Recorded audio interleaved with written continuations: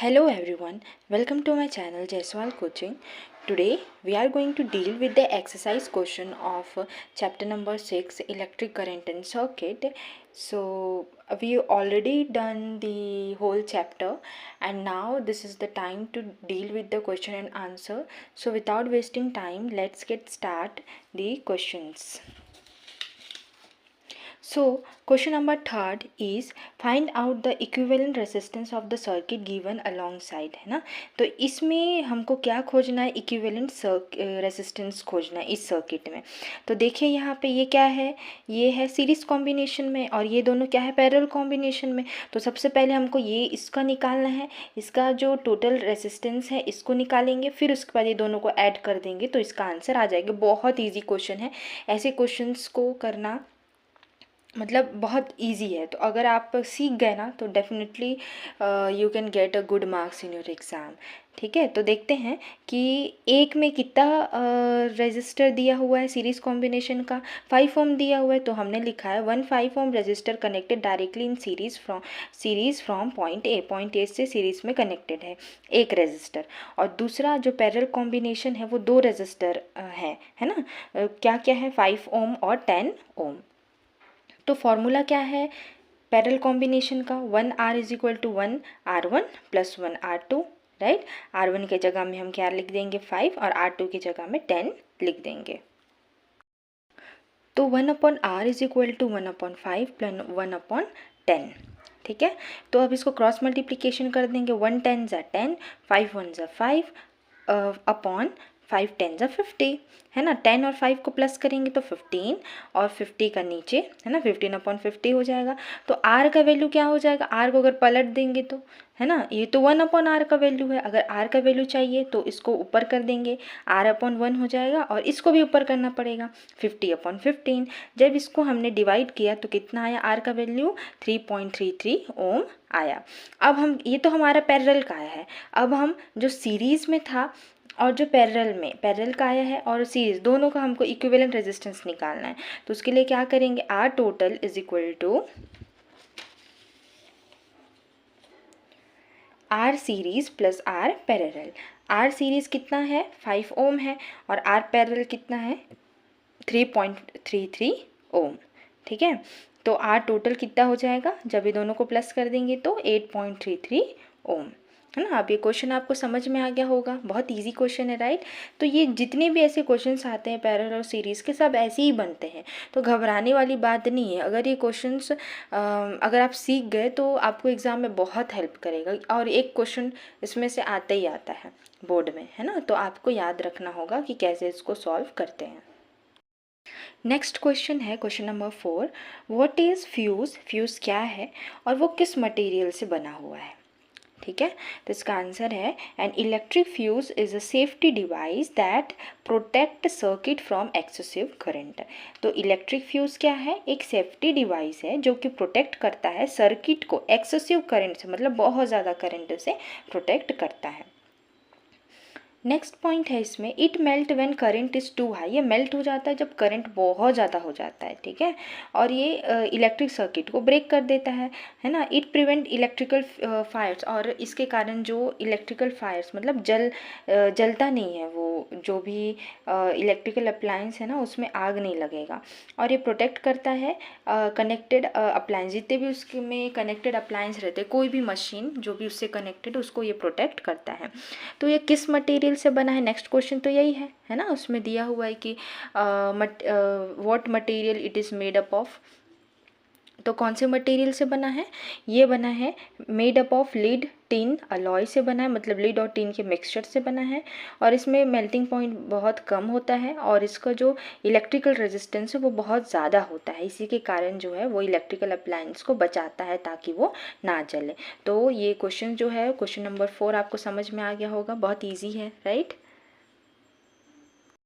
अब देखेंगे question number 5, explain the Ohm's law. आपको एक्सप्लेन करना है Ohm's law in your own words and establish the relation between, और आपको रिलेशन बताना है पोटेंशियल डिफरेंस और करंट के बीच में। आपको ग्राफ भी ड्रॉ करना है, ठीक है। इसका आंसर हो जाएगा the electric current flowing through a conductor is directly proportional to the potential difference across its ends.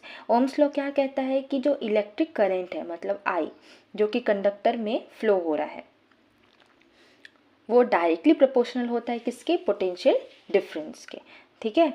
और इसका फॉर्मूला क्या हो जाएगा, V is equal to I R, है ना। तो इसका जो ग्राफ है वो उसको हम प्लॉट करेंगे तो क्या होगा, जैसे जैसे पोटेंशियल डिफरेंस बढ़ता है वैसे वैसे मतलब जैसे जैसे करंट बढ़ाएंगे वैसे वैसे पोटेंशियल डिफरेंस बढ़ता है। एक्चुअली मैं इसको डार्क करना चाहती थी, वो बहुत बिगड़ गया। आप लोग एक ही लाइन करना, है ना, एक ही लाइन करना। मैंने इसमें पेन चला दिया बहुत डार्क करने के लिए, तो इसमें मैंने बिना स्केल के किया, अपने हाथों से ही ऐसे प्लॉट कर दिया। तो आप हो सके तो स्केल से करना। और जैसे कि ये 0 है तो यहाँ पे 0 तो एकदम करेक्ट पॉइंट में होना चाहिए, इधर उधर हो गया है ये, तो ये 0.5 है तो 1 के पास एकदम करेक्ट होना चाहिए। तो ऐसे करेक्ट करिएगा। मैं अच्छे से नहीं की हूँ तो मैं बस बता दे रही हूँ कि आप कैसे करेंगे, ठीक है। तो ये ग्राफ क्या कह रहा है, ये graph a straight diagonal line passing through the origin showing that a voltage increase current increase linearly। तो ये क्या ग्राफ क्या बता रहा है कि जैसे जैसे वोल्टेज इंक्रीज हो रहा है या पोटेंशियल डिफरेंस इंक्रीज हो रहा है वैसे वैसे करंट भी इंक्रीज हो रहा है ना। तो आप ये याद रखेंगे। क्वेश्चन नंबर 6, तो क्वेश्चन नंबर 6 क्या पूछ रहा है, if an electric bulb consume 2400 joule energy. अगर एक इलेक्ट्रिक बल्ब है वो कंज्यूम कर रहा है 2400 जूल एनर्जी पर मिनट, ठीक है। तो आपको कैलकुलेट करना है पावर ऑफ बल्ब। आपको क्या कैलकुलेट करना है, पावर ऑफ बल्ब। तो गिवन दिया हुआ है एनर्जी कितना 2400 जूल और टाइम कितना दिया हुआ है 1 मिनट मतलब 60 सेकेंड। और फॉर्मूला है पावर का एनर्जी अपॉन टाइम, है ना। तो एनर्जी कितना दिया हुआ है, एनर्जी 2400 जूल और टाइम कितना दिया हुआ है 60 सेकेंड। जब ये दोनों को डिवाइड कर देंगे तो पावर का वैल्यू आ जाएगा, है ना। तो देखते हैं नेक्स्ट पेज में। तो power is equal to 2400 joule upon 60 second. तो जब इसको हमने डिवाइड किया तो कितना है 40 वॉट। पावर का ऐसा यूनिट क्या है, वॉट है, तो पावर का वैल्यू कितना आ गया 40 वॉट। तो 6th का आंसर कितना हुआ 40 वॉट। अब उसके बाद 7th क्वेश्चन है कि an electric heater has 3 kilo what, ठीक है, 3 किलो वॉट है उस पावर इतना दिया हुआ है और उसका जो पोटेंशियल डिफरेंस है कितना है 220 volt. Stamp on it, find out the value of the following. तो सबसे पहले इलेक्ट्रिक करंट खोजना है। तो गिवन जो दिया हुआ लिख लेते हैं। पावर कितना दिया हुआ है 3 किलो वॉट दिया हुआ है, किलो मतलब 1000, तो 3000 वॉट मैंने डायरेक्टली लिख दिया। वोल्टेज कितना दिया हुआ है या पोटेंशियल डिफरेंस 220 वोल्ट। और इलेक्ट्रिक पावर का फॉर्मूला क्या है, P is equal to I V, है ना। तो हमको निकालना क्या है, इलेक्ट्रिक करंट। तो I को एक जगह रख देते हैं और V इधर मल्टीप्लाई में उधर जाके डिवाइड हो जाएगा तो P अपॉन V, ठीक है। तो P का कितना है वैल्यू 3000 और V का वैल्यू कितना है 220। तो जब ये दोनों को डिवाइड किए तो कितना आया 13.64 एम्पियर। तो इलेक्ट्रिक करंट का वैल्यू कितना आया 13.64 एम्पियर। उसके बाद रेजिस्टेंस ऑफ द हीटर खोजना है। तो फॉर्मूला क्या है, V is equal to I R, है ना, ओम्स लॉ के अकॉर्डिंग, ठीक है। तो R का वैल्यू रेजिस्टेंस खोजना है तो I इधर मल्टीप्लाई में इधर जाके डिवाइड, तो V अपॉन आई। V का वैल्यू 220 और I का वैल्यू 13.64। जब ये दोनों को डिवाइड किए तो R का वैल्यू कितना है 16.13 ओम, है ना, बहुत इजी है। उसके बाद है क्वेश्चन नंबर C।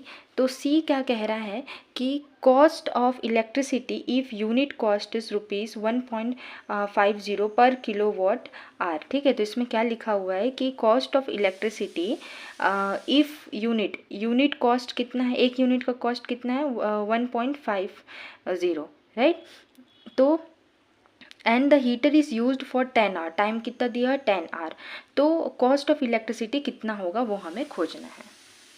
फिर energy consume is equal to 3 kilo watt into 10 hour. जब ये दोनों को मल्टीप्लाई किए तो 30 किलो वॉट आर हो गया, है ना। टोटल कॉस्ट कितना होगा कि एक का कितना है ना, पर यूनिट कितना है 1.50 है ना रुपीज़।